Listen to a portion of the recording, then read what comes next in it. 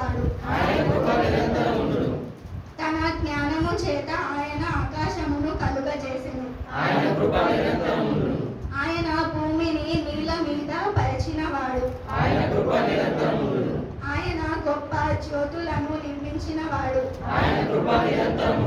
పగటి నేలటకు ఆయన సూర్యుని చేసెను.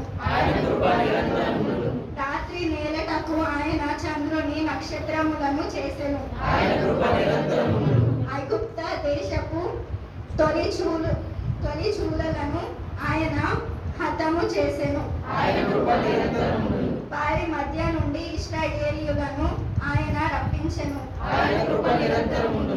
చేయి చాచి తన బహుబలము చేత వారిని రప్పించెను.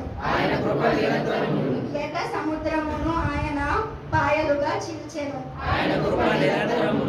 ఆయన ఇశ్రాయేలీయులను దాని నడుమ దాటిపోజేసెను. ఫరోను అతని సైన్యమును ఎర్ర సముద్రములో ఆయన ముంచివేసెను. అరణ్య మార్గమున ఆయన తన ప్రజలను తోడుకొని వచ్చెను. గొప్ప రాజులను ఆయన హతము చేసెను. పరిస్థితి నొందిన రాజులను ఆయన హతము చేసెను. అమేరియలు రాజైన సిహోనును ఆయన హతము చేసెను. బాషను రాజైన ఓగును ఆయన హతము చేసెను.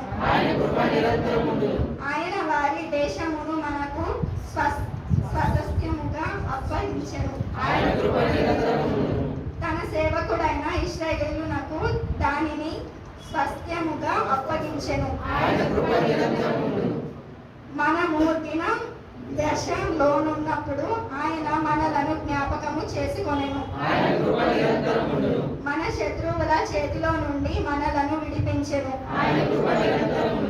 సమస్త జీవులకును ఆయన ఆహారం ఇచ్చుచున్నాడు. ఆఖరి వచనం అందరం కలిసి చదువుతాం.